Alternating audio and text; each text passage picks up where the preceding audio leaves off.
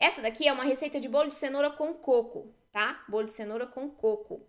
E aí, de ingredientes, a gente tem o seguinte: 200 gramas de cenoura, sem casca, né? Crua, para bater no liquidificador. Então, a cenoura aqui vai trazer umidade, por isso que a gente não coloca líquido na massa. Perceba que não tem óleo, leite vegetal, não tem água, só tem a cenoura e o óleo vegetal. Então, a cenoura. A cenoura vai trazer essa umidade, vai trazer sabor, vai enriquecer nutricionalmente a receita também, né? Os ovos são 150 gramas. Vão trazer umidade, vão trazer estrutura, liga, coloração. Então, é um ingrediente muito importante. Se você não tiver alergia ao ovo, né, você use, porque ele é muito importante nas nossas receitas. 170 gramas de açúcar demerara, tá? Se você quiser usar outro tipo de açúcar, você pode utilizar. Mas saiba que se você usar o mascavo, por exemplo, você vai ter alteração no resultado final. Sua massa vai ficar mais pesada, mais escura, né? Porque esse açúcar, ele é mais úmido, então ele tende a pesar mais a massa. Se você quiser substituir por uma parte do açúcar mascavo, sem se incomodar com a coloração que ele vai trazer, você pode colocar meio a meio. Metade de demerara e metade de mascavo para você ter mais nutrição na sua receita, tá? Apesar de o demerara já ser nutritivo, o mascavo é mais. Então, combinando os dois, fica perfeito.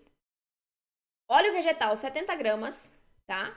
De óleo vegetal, que vai trazer untuosidade, umidade para a massa, vai ajudar a unir ali os demais ingredientes. Farinhas, agora vamos para o nosso mix de farinhas. São 4 farinhas nessa receita. 2 de estrutura, uma de liga e uma de maciez e leveza. Então, eu usei 80 gramas de farinha de arroz branco, 20 gramas de farinha de grão de bico, são as minhas farinhas de estrutura, tá? Ambas atribuem estrutura, mas a farinha de grão de bico vai entrar também dando umidade e dando maciez, além de valor nutricional, né, para nossa receita. Fibras, é muito importante. Por que é uma quantidade tão pequena de farinha de grão de bico? Porque ela deixa sabor residual. A massa do bolo, né, o sabor do bolo, ele é mais suave. Se eu coloco ali ao contrário, eu coloco 80 gramas de farinha de grão de bico e 20 de arroz, eu vou ter um gosto de grão de bico no meu bolo. Então, não é interessante. Por isso que eu coloquei os 20 gramas para trazerem essas características de maciez e de umidade, enriquecer nutricionalmente, sem afetar no sabor do resultado final, tá bom?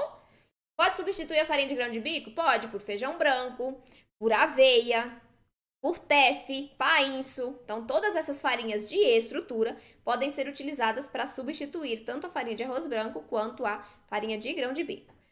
Próxima farinha é a de liga. Aqui eu usei 60 gramas de polvilho doce, tá? Então,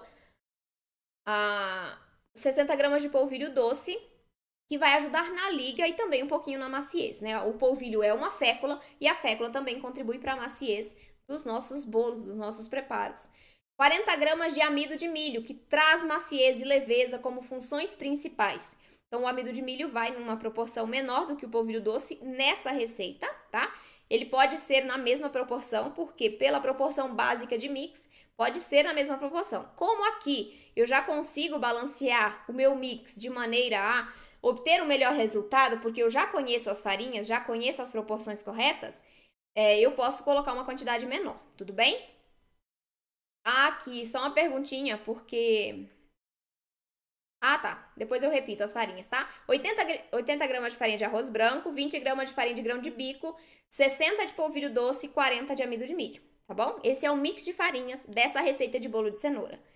Aí, eu vou colocar o quê?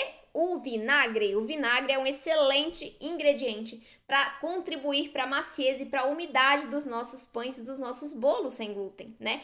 Ele é o ácido que vai ajudar a manter as bolhas de ar firmes dentro da massa. Então, eu consigo mais aeração. Eu consigo ter um bolo mais furadinho por conta do vinagre. Ele auxilia, então, na manutenção dessas bolhas de ar dentro da massa. Aqui eu coloquei 10 gramas de vinagre e ele é excelente para essa função. Então, se você tem uma receita que não leva vinagre, recomendo que coloque ele uns 10 gramas para você ver a alteração no resultado final. Fica incrível. Coco ralado seco, 15 gramas. Por que que eu coloquei só 15 gramas de coco ralado seco? Porque o coco ralado seco, ele absorve os líquidos, tá? Então, cuidado com essa quantidade. Se você for usar um coco fresco, que já é hidratado, ou um coco integral, que também é hidratado, ou úmido, né? Só que o úmido tem açúcar. Você pode colocar um pouquinho mais se você quiser, mas o seco não. Se você colocar mais coco ralado seco, sua massa vai ficar seca, porque ele vai absorver os líquidos dela, tudo bem? Então, 15 gramas de coco ralado para dar uma textura e um sabor para esse bolo. E por fim, o fermento químico, né? O nosso agente de fermentação são 15 gramas de fermento químico que vai ser responsável pelo crescimento do bolo dentro do forno, certo, gente? Então, essa é a receita da massa do bolo. Façam em casa, testem aí para vocês conhecerem os resultados, conhecerem os ingredientes, assistam ao vídeo para vocês entenderem melhor sobre esses ingredientes, tá? É muito importante para vocês executarem corretamente com diminuição das chances de erros em casa essa receita.